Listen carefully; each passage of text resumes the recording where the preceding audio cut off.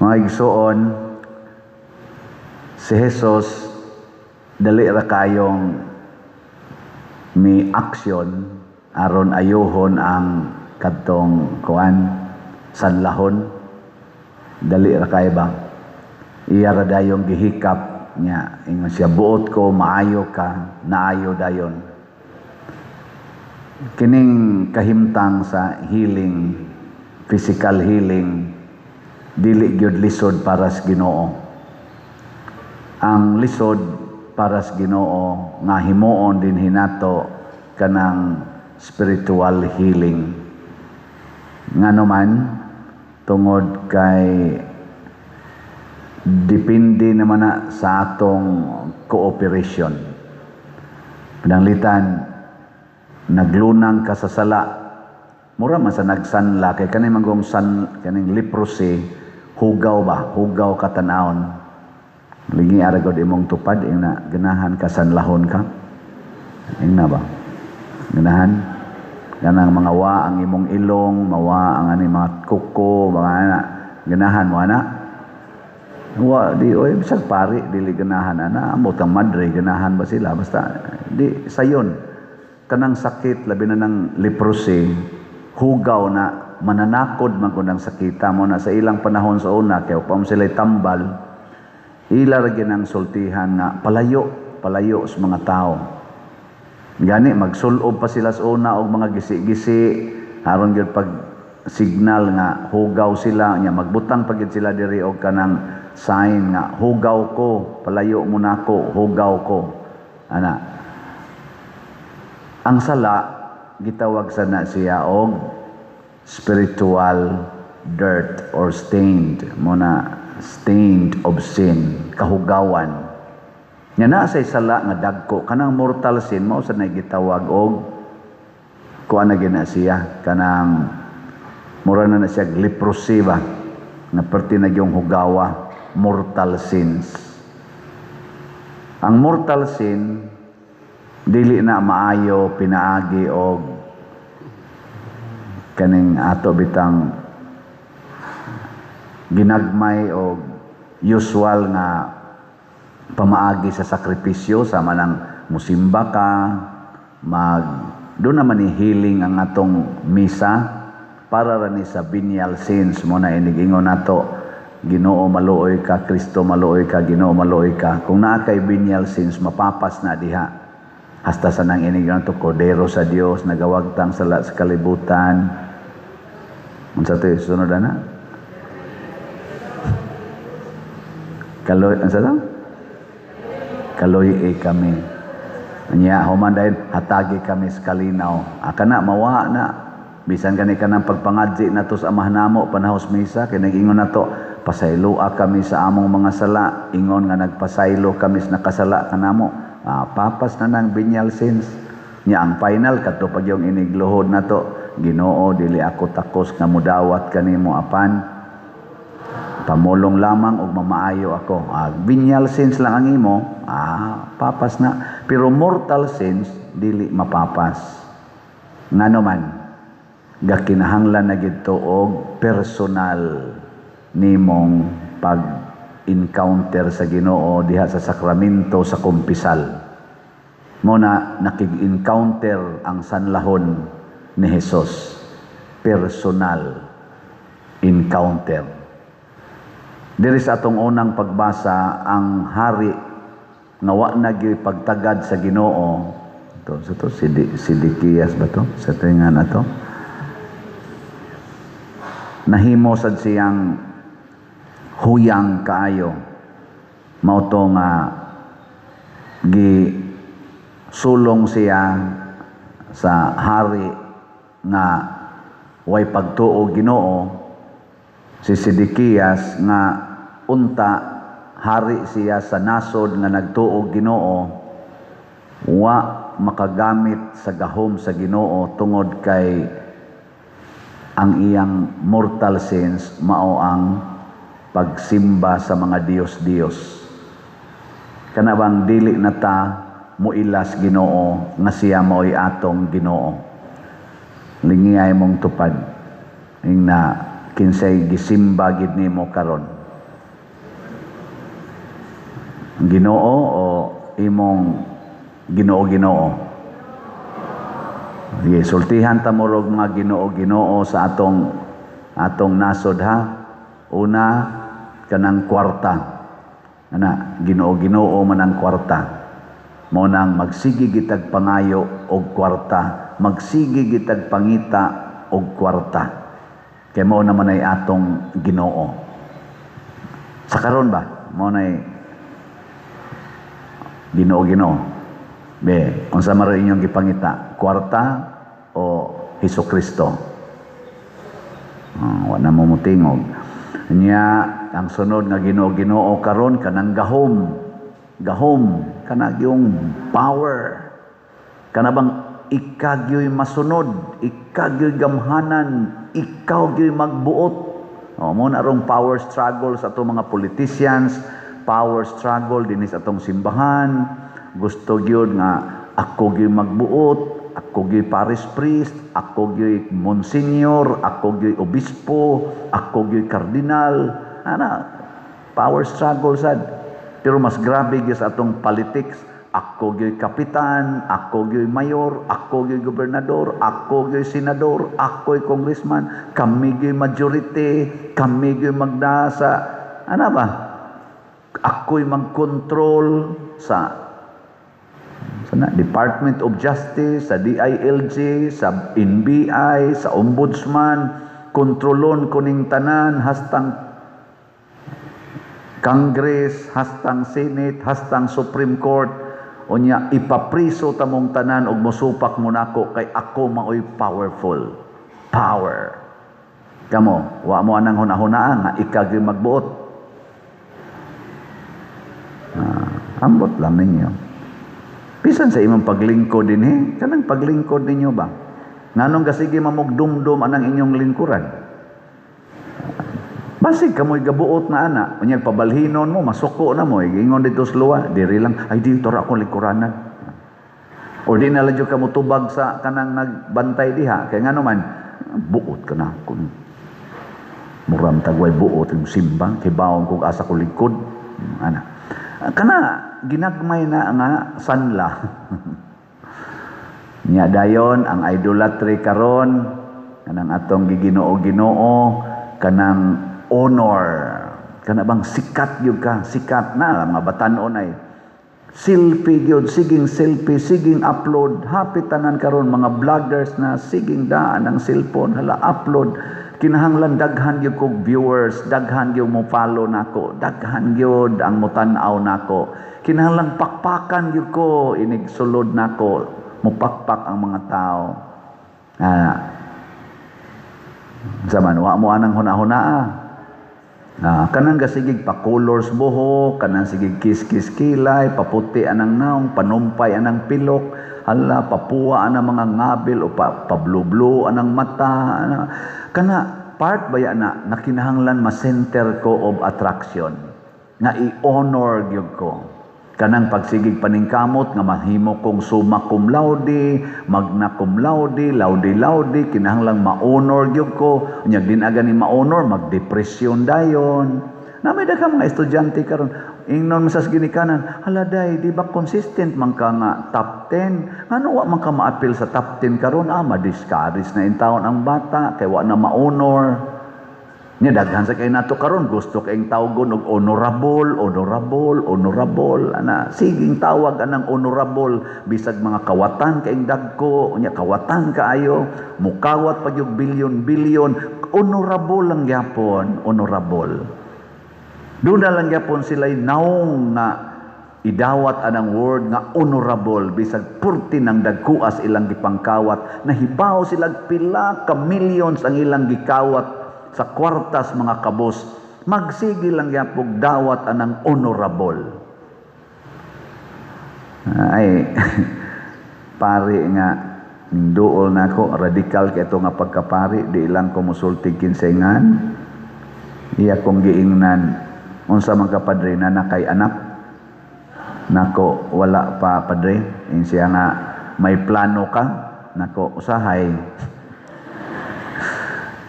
ingon din siya. Padre, og naa kay plano ayaw na lag idayon, mas maayo pag imo na lang nang iutong-utong kay law-ay kay natong mga pari nga magmisa ta unya nahibaw na tangdaan nga ato nang gibudhian ang atong commitment sa celibacy. Torturon ta ana murag sanla ba mo na luoy kayo. Sige kag misa, sige kag ingon mga igsuon, sundo na to si Kristo, nga ighuman daig misa, to aday kay gihapyod-hapyod dito. Nga paralyzed ba? Paralyzed. Therapy. Muna, money, power, honor, bisag kanilang niyang tulodaan. Niya ako na lang ipakapin siguro kanang atong health. Health ba? Kanang imong health, usahay imo nang gihimong idolatry. Mo na ang imo yung paningkamot, igampo nimo Ginoo in taon, ayuha ko Ginoo, ayuha ko Ginoo, ayuha ko. Ang imo na lang yung sentro, ang imo na lang yung tuhod, ang imo na lang yung heart, ang imo na lang yung hawak, ang imo na lang yung migraine, ang imo na lang yung kananaang, ang singanani kanang kidney, ang imo na lang yung atay, ang imo na lang yung tinai, mao na lang kinay imong sentro, ang imong cancer, mao na hala gastog yung kwarta, kay gusto yung maayo. Basin og nasubrahan na kay ka, nya wa na gani kay palit-palit og raffle ticket, wa na kay donate sa simbahan kay kining tanan ako ning maintenance kay ang akong health. How about the health of the church? How about the need of the community? Ano ba? Mao na ayaw i-idolize ang dili gustos Ginoong i-idolize. Timan ibaya si San Roque na santos baya tungod siyang sakit. Si Saint Teresa of the Child Jesus na santos baya tungod sa iyang sakit. Wa baya to sila maayos ilang sakit hangtod namatay. Ug daghang mga santos nga nahimong santo ug santa tungod sa ilang mga sakit ug kasakit nga wa gyud maayo. Pero kita sige likay, makapasantos man din ang sakit. Unsa may pangayoon natos Ginoo? Ginoo, masuod unta ko nimo tungod sa akong kakabos. Niingon man ka Lord nga bulahan kamong mga kabos, wa na man ko'y balay, wa na sa ko'y kanon, wa ko'y kapaeskwela sa kong anak. Pakit ako sa imong presensya nga makita tika dinhis akong kakabos. Mo na nakita ni St. Francis of Assisi, ni Mother Teresa of Calcutta o uban pa mga santos, di ba? Nya kakita mo Ginoo dihas kakabos. O ang inyor yun, di malas, luoy kay ko. Ayaw. Maunay kalig-on. Kay dili ka kakita Ginoo sa imong kakabos, mangawat gyud ka. Mangawat kag butang, mangawat kag yuta, mangawat kag sa kung saan nila imong kawaton para lang yung ka makakwarta. Ana, hilingay imong tupad. Inakapila na ka nakapangawat. Angutan na ba? Nakapila na ka nakapangawat. Sa imong kinabuhi ba, kapila man ka nakapangawat be? Ana. Nya ka ng gahom, kinahanglan gidunta ang atong tan-aon nga kung daog-daogo na ta, lutuso na ta, kuhaan tas authority ang atong tan-aon, hain ang Ginoo niining akong pagkaubos o pagka-ultimo, pagkasulugoon. Di ba niingon si Kristo, bulahan kamo kung daog-daogon, lutuson, o patyon. Kana bang wa jud kay gahom ba? Kanang pabalhin-balhinon lang kag puyo.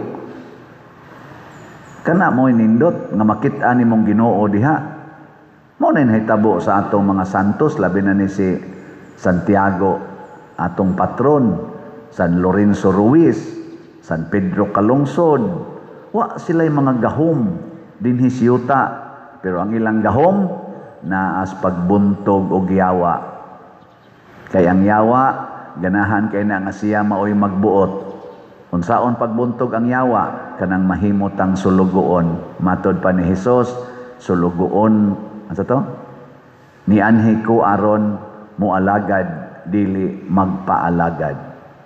Si Maria sad buntog niyang yawa. Kaya nga naman ingon mas Maria, sulugoon ako sa Dios, matuman dinhi kanako ang imong pulong. Hasta nindot ha. Ngilingay mong tupad. Ing na musunod ta sa sugo sa atong Padre Cura. Ing na musunod kita sa sugo sa atong Padre Cura. Kinsay musunod sa sugo sa inyong Padre Cura, taas ang kamot. Ang di mo isa gasunod si yawa. Sige anak, ang ako rong sugo ninyo inyo man kung unan palit gyud raffle tickets o niya pamaligya og raffle tickets hangtod July 25. So as of yesterday 29,626 na ang atong halin. Pakpak, salamat. Nasa tay one stop challenge nga tag 20,000 ni abot na sad og 51 ang atong nadawat nga 20,000 or katong slot challenge. Pastilan og mosunod lang gid ta mong tanan nga nagtan-aw nako sa akong social media o kamong territorial. Mosunod lang gid amo sa akong gihangyo pagkaninduta gyud mao nay atong power. Og mosunod lang kita sa Ginoo mao nay atong power nga tinud-anay kay i-transform sa Ginoo ang atong kinabuhi. Mao nang niingon si Mama Mary, ang nagpaubos ano to? Ang mga gamhanan iyang gipukan gikan sa ilang mga trono o gituboy ang mga mapaubsanon. Nindota no. Nya kanang honor, kanang gusto jud ka kapansin-pansin ka. Oy, di ginamao. Daghan ninong kay mo kritik nimo. Tanawa na mga senador nga mga honorable kayo. Tanawa karon gipang-bash na sila maayo. Tanawa ang ato mga kongresista nga kinahanglan yung honorable sila daghan kay nila giluod ng mga tao. Hasta ako daghan kay ko diha ng mga tao ron nga naagalingkod sa tong gobyerno nga ug makadungog lang ko sa ilang tingog ug sa ilangan murag wa na gyoy lami paminawon. Ngano man kay porti nilang paningkamot nga sila gyoy center of attention nya kinsa toy murag mo ilog nila ilag yung paningkamutan nga mapapha ayaw oy kana lang ang gitawag lang bag peaceful coexistence ni lingay mong tupad ing na kinsa may guwapo nato or guwapa nato ina pa no siya kinsa man ka imong tan-aw kinsa ka sa Tagalog kapansin-pansin. Oy, ayaw na ana. Ngano man musangko kita sa pinatyanay tungod anang pagkompetisyonay. Mga matay kita. Ambo to mga bata slating nganong namusil man to sila be. Be ngano man. Ha? Oh. Naa sila'y agenda. Gani gatiksan na ito sila. Doon na sila'y tumong. Naa sila'y gustong kabuuton. Bisan makadamage na sa ilang isig katao. Basta makabuot lang ni nato. Haron musikata. Pati sikata. Luoy kayo ang nabiktima. Ug daghan diha sa atong senador. Aron musikata. Aron permanente ang atong pagka-honorable diha sa Congress, diha sa atong mga probinsya, diha sa atong mga syudad, barangay, daghan kay diha nga para ma-maintain, ma-permanente ang akong pagka-honorable, mo patay kog tao, mo daot kog tao, mo papriso kog mga tao, bahala nag-inosente mo, papriso ta mo para di ninyo mailog ang akong pagka-honorable. ang tinuod nga honor kana yung pag-alagad sa isig katao. Tanawa ang tanang nangalagad mga igsoon. Si Jesus sigig alagad hangtod namatay, hangtod karon sikat lang yapon. Si San Roque sigig alagad hangtod namatay, hangtod karon sikat lang yapon. Si Mother Teresa siging alagad sa labing ubos, hangtod namatay, karon sikat lang yapon. Nataroy namatay nga obispo Bishop Emilio Bataclan, naasa siya kaugalingon nga ligasiya nga gipakita sa iyang pag-alagad isip obispo, isip pare. Usas maka di na ko malimtan nga humili anang Bishop Bataclan, di pa na siya obispo dito sa Guadalupe, kay adto may magkantahan sa langob sa Guadalupe, kay wa mamidawata adto sa simbahan dito pa mis langob sa Guadalupe. Nya ni misa na siya dito. Nya ang misa diris gawas. Nanay mga tao nga moagi lang sa misa kay adto masud sa langob, kay adto man sila dito mo mangadji, di man sila mo simba. Ingon dayos Bishop Bataclan dito siyang wali. Ko am kani siya tingog nya mata pa ana mo siga-siga ba malingaw gi ka magtan-aw. Hindi siya dito sa kasal sa kana, dito ang inahan ug ang anak. Nakinagtingog kawantay mo masonson sa nako gamay yun. Nahutdan sa bino. Unya pagkahurot sa bino, niduol ang inahan o gitabangan ang mga tao aron naay bino. Unsa may gisulti ni Maria, ingon siya, sunda ang tanan nga isulti sa akong anak. Sunda ang tanan niyang isulti, ilang gisunod, ilang gipaminaw, ni daghan ang bino. Hain man ron ang anak, ni adinhi magsulti o tuasod sa langob. Anak siya kay diri mang altar niya moagi mga tao diya, lahos kato langob.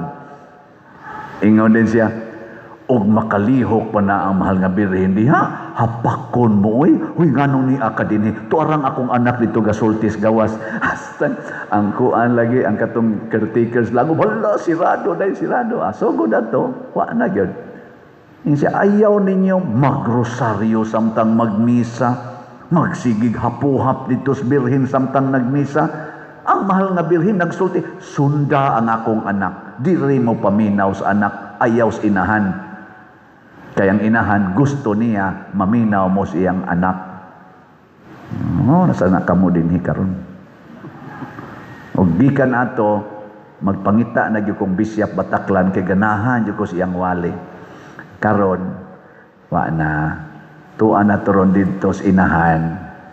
Basig niingon na turong inahan, hoy, Emilio, salamat ha, gipasikat ko nimo dito sa langob sa Guadalupe, na pare hinoon si Father Siano. Natakdan ba? Takda gamay. Mingon des Bishop Bataclan, buangon man sa ng pariya. Ano? Una, maglumba tag paminaw ni Hesus, maglumba tag sunod ni Hesus. Nya unsa may gisulting Hesus, giayo ti ka pero ayaw panabi, adtos pare, pasabot paminaw sa pare. Kay ang pare mauna nay mouthpiece sa Ginoo. Nya kay niingon man ang pare, pamalit gyud raffle ticket, ayaw na pagsigunahuna anang imong sakit, imong kasakit, palit dayo raffle ticket.